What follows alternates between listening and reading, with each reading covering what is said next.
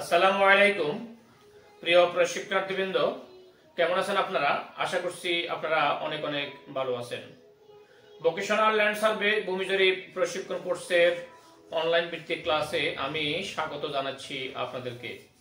প্রিয় প্রশিক্ষার্থীবৃন্দ, দেশের সার্বিক পরিস্থিতি, ছাত্র আন্দোলন থেকে শুরু করে পরবর্তীতে বৃহত্তর নোয়াখালী বন্যা পরিস্থিতির কারণে আমরা অনেকদিন পর্যন্ত আপনাদের সামনে অনলাইন ভিত্তিক কোনো ক্লাস উপস্থাপন করতে পারি নাই।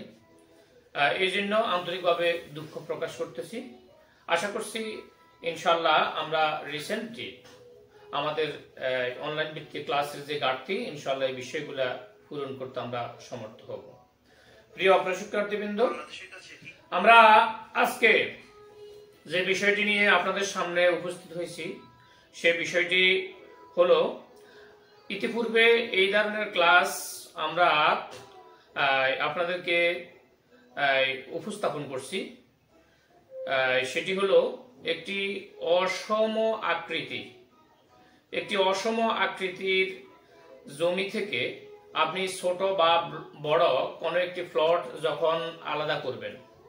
আমি এই কথাটিকে যদি আরো সহজভাবে আপনাকে বোঝানোর চেষ্টা করি তাহলে বলবো, যেই কোনো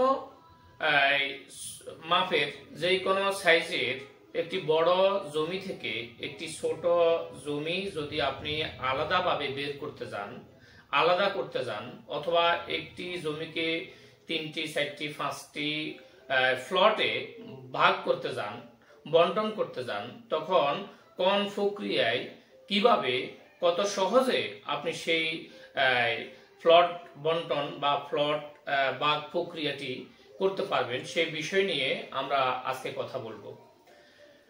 প্রিয় শিক্ষার্থীবৃন্দ, প্রথমে একটি কথা আপনাদেরকে বলে রাখি, যেই কথাটি আমি পূর্বেকার ক্লাসগুলোতেও আমি আরো বলেছিলাম, যে আপনি একটি বড় একটি জমি থেকে যদি ছোট একটি জমি আলাদা করতে যান, নির্দিষ্ট পরিমাণ জমিকে আলাদা করতে যান, তো এটার জন্য বেশ কয়েকটি সিস্টেম বা পদ্ধতি রয়েছে।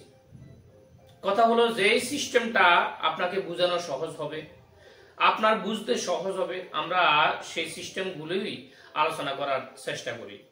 প্রিয় প্রশিক্ষার্থীবৃন্দ, এখানে আমার পিছনে যে একটি আপনি ড্রয়িং দেখতেছেন, মোটামুটি আমরা ধরে নিলাম এটি একটি অসম চতুর্ভুজ আকৃতি বা সাধারণ চতুর্ভুজ আকৃতি একটি জমি। যে জমির একদিকে উত্তর দিকে আমরা মেপে ফেলাম এখান থেকে এখান পর্যন্ত 55 ফুট, দক্ষিণ দিকে ফেলাম এখান থেকে এখান পর্যন্ত 70 ফুট, পূর্ব দিকে ফেলাম এখান থেকে এখান পর্যন্ত 112 ফুট, পশ্চিম দিকে ফেলাম এখান থেকে এখান পর্যন্ত 100 ফুট। অর্থাৎ জমির যে 60টি আইল বা বাহু, ওই 60টি আইল বা বাহু পরস্পর অসমান। এরকম একটি অসমান জমি থেকে আপনি কিছু অংশ জায়গা, এখানে টোটাল যে জায়গা আছে, টোটাল যতটুকু জমি আছে, এই জমিটাকে 3 ভাগে ভাগ করবেন, 5 ভাগে ভাগ করবেন, অথবা যে কোনো সাইজের একটি জমি আপনি এই পাশ থেকে আলাদা করবেন, অথবা এই পাশ থেকে আলাদা করবেন, অথবা এই পাশ থেকে আলাদা করবেন, অথবা এই পাশ থেকে আলাদা করবেন। কোন প্রক্রিয়ায় কাজ করলে আপনার সুবিধা হবে? দেখেন, এই যে বিষয়টি, এই বিষয়টি হলো একটি সিস্টেম না, আসলে এখানে বেশ কয়েকটি সিস্টেমে বেশ কয়েকটি পদ্ধতি রয়েছে জমি আলাদা করার, অর্থাৎ বড় জমি থেকে ছোট জমি আলাদা করার, বড় একটা প্লট থেকে ছোট একটা নির্দিষ্ট পরিমাণ প্লট আলাদা করার শুধু একটি সিস্টেম না, আসলে অনেকগুলো সিস্টেম রয়েছে। তো অনেকগুলো সিস্টেমের ভিতর আমরা ইতিপূর্বের ক্লাসে আমরা আলোচনা করছিলাম, আপনারা আশা করি ওই ভিডিওটা দেখছেন। এখন আমরা আজকে আরেকটি সিস্টেম, ওই সিস্টেমে আমরা এই প্লট আলাদা করার বিষয়টি আমরা আলোচনা করব। তো প্রথমে আমাকে জানতে হবে যে টোটাল জমি আমার এখানে কতটুকু আছে। আমি যে প্লট থেকে একটি প্লট আলাদা করব, ওখানে টোটাল জমি কতটুকু আছে এই বিষয়টি আমাকে জানতে হবে। তো এই বিষয়টি যদি আমাকে জানতে হয় তাহলে অবশ্যই আমাকে ক্যালকুলেশন করতে হবে। আমরা জানি যে একটি জমির যদি চতুর্পাশের উত্তর দক্ষিণ পূর্ব পশ্চিমের বাহুগুলোর পরিমাণ আমরা আমাদের জানা থাকে, তাহলে আমরা এখানে গড় সিস্টেমে আমরা বের করতে পারি, আমরা রুট সিস্টেমে বের করতে পারি, অথবা আমরা এই জমিটাকে এখান থেকে এখান পর্যন্ত মাপ নিয়ে, অর্থাৎ এই প্লটটাকে ত্রিভুজ, আবার এই প্লটটাকে ত্রিভুজ, চতুর্ভুজ আকৃতির একটি জমিকে বিষমবাহু ত্রিভুজ বানিয়ে আমরা এই প্লটটা আলাদা মাপবো, এই প্লটটা আলাদা মাপবো। অর্থাৎ একটা ভূমির ভিতর কতটুকু জমি আছে এটা বের করার জন্য অনেকগুলা সিস্টেমের মধ্যে যে কোনো একটা সিস্টেম আপনি ফলো করেন, অসুবিধা নাই। তবে সবচেয়ে প্রণিধানযোগ্য বিষমবাহু ত্রিভুজ অনুযায়ী যদি আপনি বের করেন। যাই হোক, আমরা এখানে মেজারমেন্ট করে আমরা দেখলাম এখানে টোটাল জমি রয়েছে এখানে 15.21 টোটাল। তাহলে মোট পরিমাণটা আমি এখানে লিখে দিই, আপনারা প্রয়োজনে মোট পরিমাণ, মোট জমি, আচ্ছা মোট জমি কথাটা লিখি, মোট জমি এখানে 15.21। আপনারা ইচ্ছা করলে এটা ক্যালকুলেশন করে দেখতে পারেন, এখানে আমি ক্যালকুলেশন করে দেখছি, এখানে 15.21% জমি রয়েছে। এখন সাপোজ ধরে নিলাম আমি এখান থেকে 5% জায়গা আলাদা করব, অর্থাৎ 15.21 এই দাগ থেকে বা এই প্লট থেকে আমি 5% জায়গা কারো কাছে বিক্রি করলাম, এখন তাকে আমি বুঝাই দিব। তো আমি এখন কোন দিক থেকে বুঝাবো, কোন দিক থেকে আলাদা করব, কি এই দিক থেকে না এই দিক থেকে না এই দিক থেকে না এই দিক থেকে, ওই বিষয়টা প্রথমে আমাকে ক্লিয়ার হতে হবে যে আমি কোন দিক থেকে আলাদা করতে চাই। ধরে নিলাম আমি এই পাশ থেকে, অর্থাৎ উত্তর পাশ থেকে আমি আলাদা করব। যদি উত্তর পাশ থেকে আলাদা করি, দেখেন স্টেপ বাই স্টেপ কিছু কাজ আছে। প্রথম স্টেপে যে কাজটা আমরা করব সেই কথাটা হলো, প্রথম স্টেপে আমরা কাজটা করব টোটাল জমি কতটুকু আছে সেটা বের করব ক্যালকুলেশন করে। তো সেটা বের করলাম, সেটা বের করার পরবর্তীতে আমাকে সিদ্ধান্ত নিতে হবে যে আমি কোন দিক থেকে আলাদা করব। ধরি আমি উত্তর দিক থেকে আলাদা করব, তাহলে উত্তরের যে বিপরীত বাহু সেটা হলো কি দক্ষিণ, উত্তরের যে বিপরীত বাহু সেটা হলো কি দক্ষিণ। ধরেন এটাকে আপনি দৈর্ঘ্য বলেন বা প্রস্থ বলেন, যেটাই বলেন, এই দৈর্ঘ্য, এটাকে দৈর্ঘ্য বললে দৈর্ঘ্য একটা এই পাশ আর একটা এই পাশ, প্রস্থ এটাকে বললে এটা একটা এই পাশ আর একটা এই পাশ, ধরি এটা হলো দৈর্ঘ্য। তাহলে একদিকে যদি 55 ফুট থাকে, আরেকদিকে যদি 70 ফুট থাকে, আমাকে এই দুইটা, অর্থাৎ যে দিক থেকে আলাদা করব ওই দিক এবং তার অপোজিট পাশের যে বাহুটা আছে, এই দুইটা বাহুর ডিসটেন্সটা আমাকে জানতে হবে। এটাকে আপনি লিখে নিতে পারেন যে যে দিক থেকে আলাদা করব সেই পাশ আর তার অপোজিট পাশের যে ব্যবধান, এই ব্যবধানটা কত। তাহলে আমার দৈর্ঘ্যের ব্যবধান, আমি এখানে আপনাকে বোঝানোর জন্য লিখি যে দৈর্ঘ্যের ব্যবধান, দৈর্ঘ্যের ব্যবধান বা ডিসটেন্স, একদিকে রয়েছে 70 ফুট আর একদিকে রয়েছে 55 ফুট। একটা আইল থেকে আরেকটা আইলের ব্যবধান হলো 15 ফুট। দেখেন এই পাশে যে দৈর্ঘ্যটা, এটার সাথে ব্যবধান 15 ফুট। 15 ফুট ব্যবধান কতটুকু জায়গার জন্য? 15 ফুট ব্যবধান কতটুকু জায়গার জন্য? 15 ফুট ব্যবধানটা হলো আমার টোটাল জায়গা কতটুকু? 15.21। এই জায়গার জন্য দৈর্ঘ্য একটা থেকে আরেকটার ব্যবধান হইল কত ফুট? 15 ফুট। এখন আমাকে যে কাজটা করতে হবে সেটা হলো, আমি যে প্লটটা বের করব সেটা কয় শতাংশ? 5%। আমি এখানে প্রয়োজনে লিখে দিই যে প্লট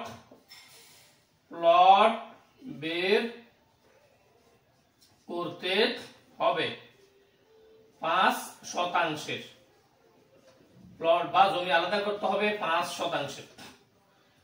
তাহলে যদি 15.21% জন্য টোটাল জমির জন্য এই ব্যবধানটা, 15 ফুট ব্যবধানটা হলো টোটাল জমির জন্য, যদি টোটাল এই 15.21% জন্য 15 ফুট পার্থক্য হয়, আমরা ছোটবেলা উইকিট নিয়মে অঙ্ক করছিলাম, তাইলে 1% জন্য পার্থক্য কতটুকু হবে? 15/15.21। এখন আমি কত শতাংশের প্লট বের করব? কি 5%, না 9%, না 3%? যত শতাংশের বের করব তত শতাংশের জন্য আমার পার্থক্য কত হয় সেটা বের করব। 15 গুণ 5 ভাগ 15.21 সমান সমান এখানে আসবে 4.93 4 15 গুণ 5 15 75 ভাগ 15.21 4.93 ফুট। এই 4.93 ফুটটা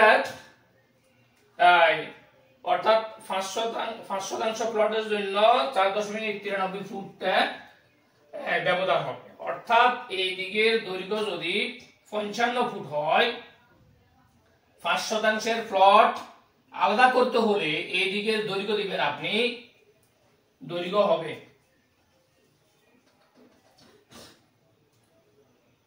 হবে আরেকটি তো আমার আছে, একটি তো দৈর্ঘ্য আমার আছে, আরেকটি দৈর্ঘ্য হবে ওই যে 55 সাথে যোগ হবে 60.93, দ্যাট মিন্স 59.93 ফুট। অর্থাৎ আমার এই যে পাশের যে দৈর্ঘ্যটা, এই দৈর্ঘ্যটা আমার হবে 59.93 ফুট।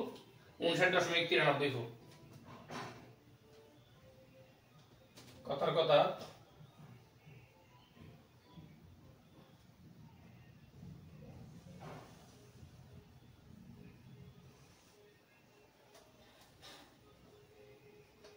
এটা হবে 59 ফুট, ধরেন আরো 11 ইঞ্চি প্রায়।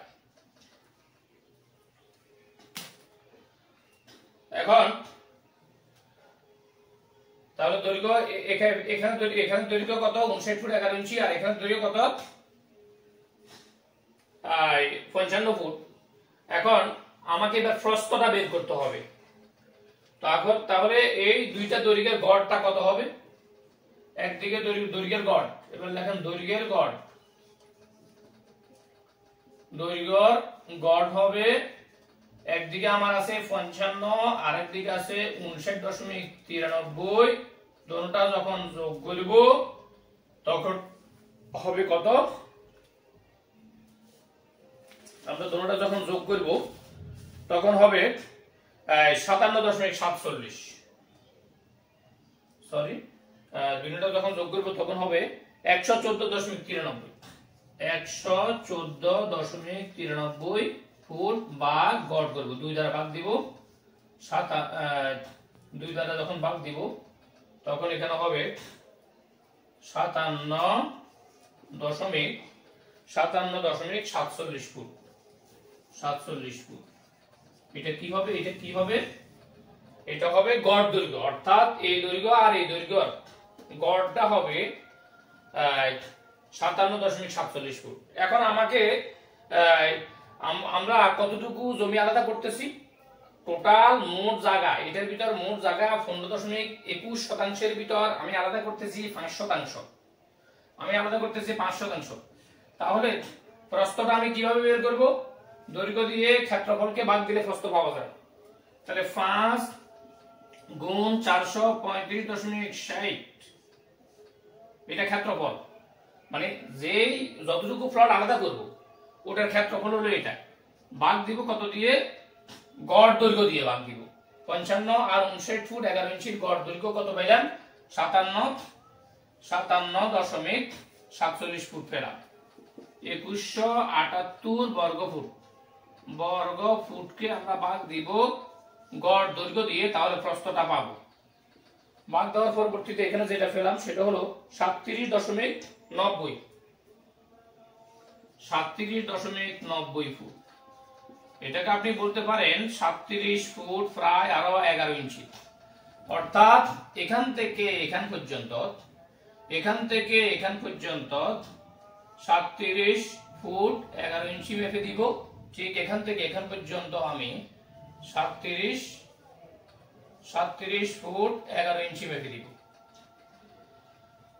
তাহলে এখন আপনি এই প্লটের ভিতর এখন কি আসলে 5% জায়গা হইলো না হইলো, এটা আপনি এখন ক্যালকুলেশন করলে অত্যন্ত সহজে বের হয়ে যাবে যেখানে কতটুকু জায়গা আছে। অর্থাৎ একদিকে 55 ফুট আর একদিকে 59 ফুট 11 ইঞ্চি, আর প্রস্থ এদিকে 37 ফুট 11 ইঞ্চি, এদিকে এদিকেও 37 ফুট 11 ইঞ্চি। এটা যদি আপনি ক্যালকুলেশন করেন, আমি ক্যালকুলেশন করে দেখছি যে এখানে বরাবর 5% জায়গা। এভাবে আসলে 5% জায়গা না, আপনি যত শতাংশ জায়গা আলাদা করতে যান, আপনি যত শতাংশ জায়গা আলাদা করতে যান, আপনাকে প্রথমত যে কাজটা করতে হবে, টোটাল জমিটা মাপবেন। টোটাল মাপার পরে যে দিক থেকে আলাদা করবেন, আচ্ছা ধরেন আমি উত্তর দিক থেকে আলাদা করি নাই, আমি পূর্ব দিক থেকে আলাদা করবো, তাহলে আমি এখান থেকে এখান পর্যন্ত মেপে যেটা পাবো আর এখান থেকে এখান পর্যন্ত মেপে যেটা পাবো, এই দুইটা ডিসটেন্স বার করব। এই দুইটা আমি কি বার করব? ডিসটেন্স বার করব। এই ডিসটেন্সটা বের করে আমাকে জানতে হবে যে আমি কত শতাংশের প্লট আলাদা করব। যদি 5% প্লট আলাদা করি, 9% প্লট আলাদা করি, তাহলে এই যে ডিসটেন্সটা, এই ডিসটেন্সটা তো আসলে পুরো টোটাল জমির জন্য। তো টোটাল জমির জন্য যদি আমার ডিসটেন্স এইটা হয়, ঐকিক নিয়মে আমরা ছোটবেলা ঐকিক নিয়মের কাজ করছিলাম যে 50টি ফলের দাম যদি এত টাকা হয়, তাহলে 90টি ফলের দাম কত টাকা? তাহলে আমাকে প্রথমে একটিটা বের করতে হবে, 50টি ফলের দাম এত টাকা, তাহলে একটিটা কত টাকা, আর 90টি ফলের দাম কত টাকা। অনুরূপভাবে আমার টোটাল জমির জন্য যদি এতটুকু ডিসটেন্স হয়, 1% জন্য কতটুকু ডিসটেন্স হবে, আর আমার কাঙ্ক্ষিত 5% জন্য কতটুকু ডিসটেন্স হবে। এই ডিসটেন্স হবে, এই কথাটার অর্থ হলো, অর্থাৎ এই দিকের দৈর্ঘ্যের সাথে এদিকের দৈর্ঘ্য যেটা আছে এটার সাথে এটা যোগ করে অন্য দিকের দৈর্ঘ্যটা হবে। এরপর আমরা গড় বের করব, দৈর্ঘ্যের গড় বের করব। যখন একটা জমির আমরা দৈর্ঘ্যের গড় পাবো, তাহলে নির্দিষ্ট কাঙ্ক্ষিত যে প্লট, ওই ক্ষেত্রফলকে ওই গড় দ্বারা, ক্ষেত্রফলকে দৈর্ঘ্য দ্বারা ভাগ দিলে প্রস্থ পাওয়া যায়। এটা অত্যন্ত পুরান কথা আমাদের। ক্ষেত্রফলকে দৈর্ঘ্য দ্বারা ভাগ করলে প্রস্থ পাওয়া যায়, ক্ষেত্রফলকে প্রস্থ দ্বারা ভাগ দিলে দৈর্ঘ্য পাওয়া যায়। ওইভাবে আমরা প্রস্থটা বের করব। আশা করি আপনারা অনেক সহজেই বিষয়টি বুঝতে পারছেন। যদি কোনো একটি বিষয় কোনোভাবে না বুঝেন, কোনো জায়গায় বুঝতে কষ্ট হয়, তাহলে ওই বিষয়টি আপনি একটু রিপিট করে দেখবেন। আর এই জমিটি এভাবে আর অনেকগুলো সিস্টেম রয়েছে। পরবর্তী যে ক্লাস, এই ক্লাসগুলোতে আমরা চেষ্টা করব আর অনেকগুলো সিস্টেম আছে, ওই সিস্টেমগুলোও ধারাবাহিকভাবে আপনাদের সামনে উপস্থাপন করার জন্য। শেষ পর্যন্ত আপনারা সবাই ভালো থাকুন, সুস্থ থাকুন। আল্লাহ হাফেজ।